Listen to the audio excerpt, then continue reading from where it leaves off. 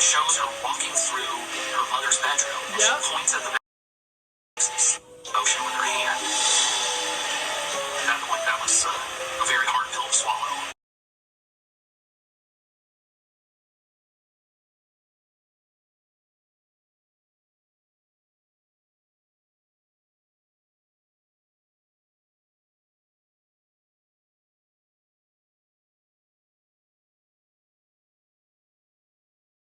I think my son, Nicholas, when it comes to mind, is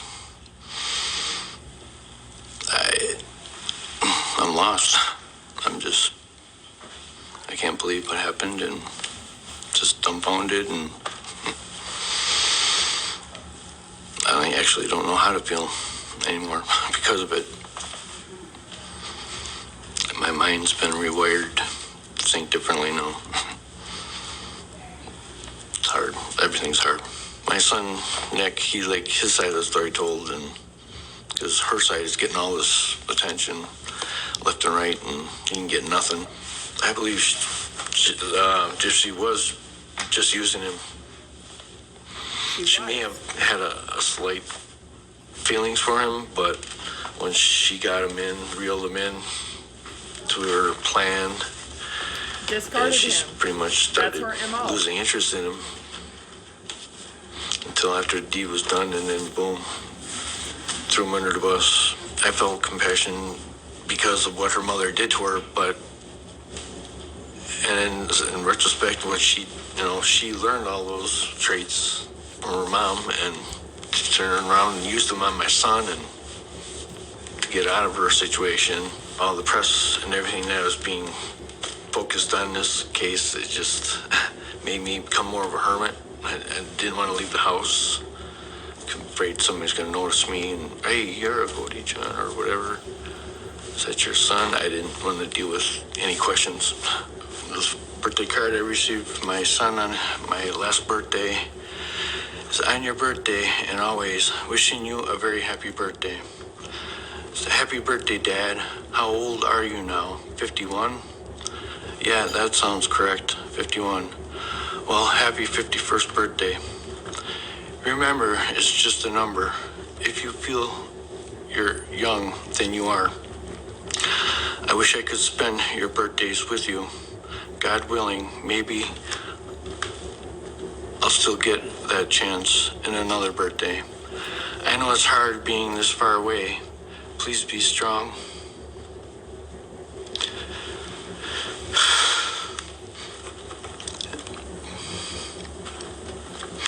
Thank you for being my father, my best friend, and teacher. I'm blessed to have you as a father. It's you who taught me all these noble traits, and I'm grateful for it. I love and miss you wholeheartedly. Until we talk again, your son, truly, Nicholas Paul Godijon. Got a lot of attention, as she did, and she just kept on getting more and more attention. I felt that it's been tipped in one side of a scale to where I really wasn't getting much coverage. I wasn't being able to actually be able to voice my opinion. I wasn't able to let everyone know what I truly feel. I just know that she knows. She knows that I've taken the responsibility for mine already. I still have feelings for her. Of course, I will always have feelings for her. But every human being needs to grow and learn from their mistakes. And I feel that's where me and her both are right now. We're learning from this mistake that we've both made. I mean, the way she was raised, no woman should ever, no child for that matter, should ever have to be raised that way. I did feel that she was not taking responsibility for her actions, but at the same time, due to the way I know she was raised, I can't blame her. I can't. That, and along with my religion, with being a Christian, I know I'm not supposed to judge, so I'm not going to judge. And both Gypsy Blanchard and Nicholas Godijon got sentences that they deserved. It was the same crime by two very, very different people that came from two very, very different perspectives. Wrong. Don't agree. Absolutely. The incarceration, legal system, court system, all fucking failed. terribly. It doesn't matter what somebody's perspective is when they commit a crime. A crime is a crime is a crime. When you talk about homicide, it doesn't matter if somebody thought that was their only option. It wasn't. And that person knew the difference between right and wrong and still chose wrong. You know how she tells you she knew she was choosing wrong? Because people that don't know to hide it. And that's exactly what Gypsy did. She was hiding the phone, the text messages, the messages on the other apps and dating websites that she was utilizing with Nick. That's why she was being secretive. Because she knew she was doing something wrong. Doesn't matter what that person's perspective is. The sentencing did not reflect what it should have. Period. Point blank. 89% of the entire global population of 8 billion people suffer at least once in their lifetime a trauma, a sexual abuse, some kind of physical, mental, emotional abuse, PTSD, a traumatic, life-altering event, or something physically that literally could be constituted as abuse or neglect in some way, shape, or form. 89% of 8 billion people globally don't go around just murdering somebody because their perspective is they had no other way out. That's fucking ridiculous, and that is a pathetic fucking excuse. And with all of the things that we've worked so diligently for over a year to debunk and to prove with Gypsy's own words, actions, choices, and behaviors, to show people that the way she grew up and the way that she's telling the media that she grew up, even Nick himself at the time that he did that interview was believing what the media was saying. Didn't take into consideration that the media is being told lies and they're publishing lies. They're not fact checking and verifying and corroborating what is the truth and what is not. And that's where Gypsy Rose herself has fucked herself, because she talks too much, wanting to make more money, more money, more money, more books, more shows, more interviews, more books, more shows, more interviews, podcasts, all of that. But the more she talks, the more she contradicts herself. You know what they say? Truth tellers tell. Liars sell. That's why there's always a different version, because it's a lie. The truth is always the truth, no matter what, even with age. You may not be able to remember certain little details, but you always remember the truth.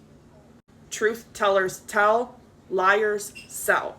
They try to sell you and convince you with all of this word salad, fluff, and filler.